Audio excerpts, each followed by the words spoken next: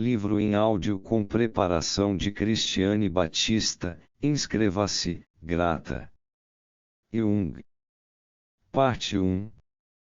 Portanto, como é a teoria que dá o valor e o significado que os fatos têm, ela frequentemente é muito útil, ainda que parcialmente falsa, pois ela projeta luz sobre fenômenos a que ninguém dava atenção, obriga a examinar sob vários aspectos fatos que ninguém estudara antes, e estimula pesquisas mais extensas e bem-sucedidas.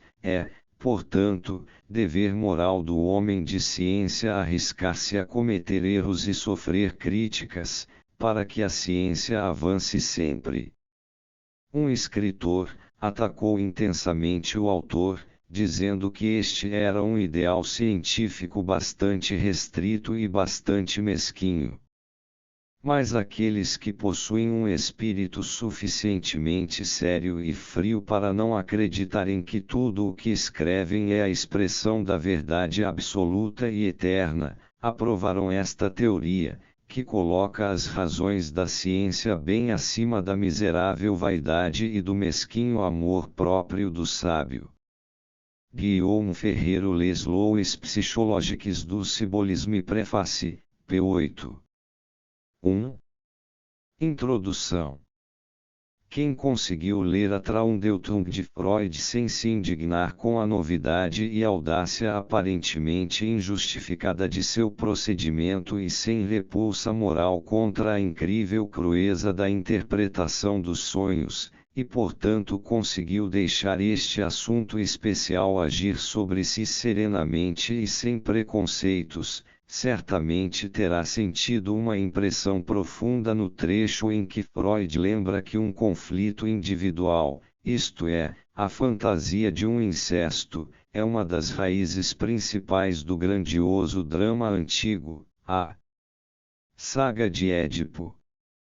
A impressão causada por esta simples constatação pode ser comparada com aquela sensação especial por que passamos quando, em meio ao ruído e à agitação de uma rua de cidade moderna, deparamos repentinamente com uma relíquia antiga, o capitel coríntio de uma coluna numa muralha ou o fragmento de uma inscrição.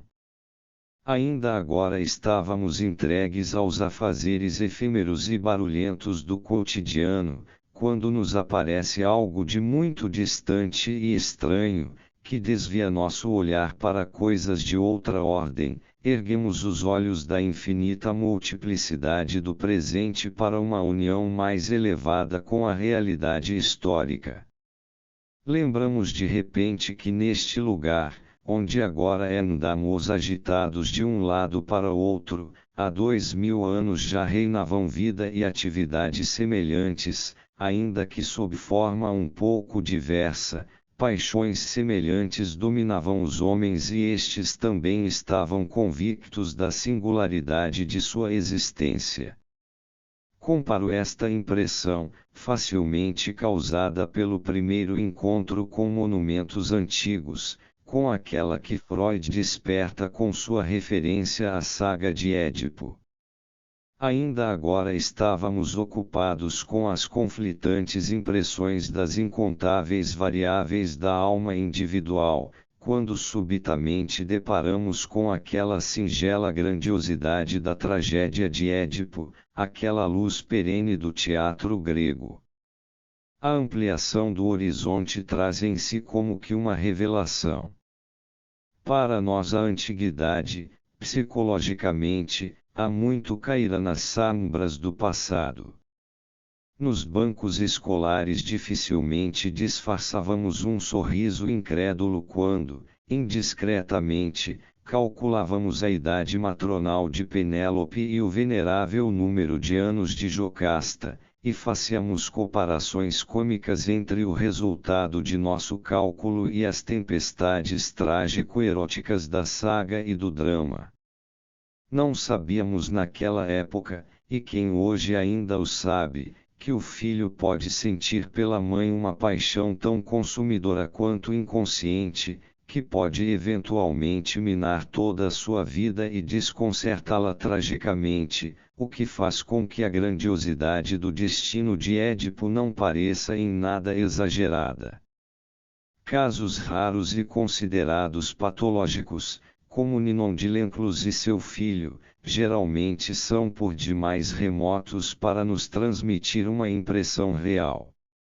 Mas se seguirmos o caminho traçado por Freud, chegaremos à percepção viva da existência de tais possibilidades que, embora demasiado fracas para causar o incesto verdadeiro, são no entanto suficientemente fortes para provocar perturbações profundas da alma. Não é possível admitir tais possibilidades em nós mesmos sem uma repulsa moral inicial e sem resistências que facilmente ofuscam o intelecto e impossibilitam o autorreconhecimento. Mas se conseguirmos fazer a distinção entre reconhecimento objetivo e julgamentos emocionais, estará transposto o abismo que separa nosso tempo da antiguidade, e veremos com surpresa que Édipo ainda vive. A importância de uma tal impressão não pode ser subestimada, ela nos mostra uma identidade dos conflitos humanos elementares que está além do tempo e do espaço.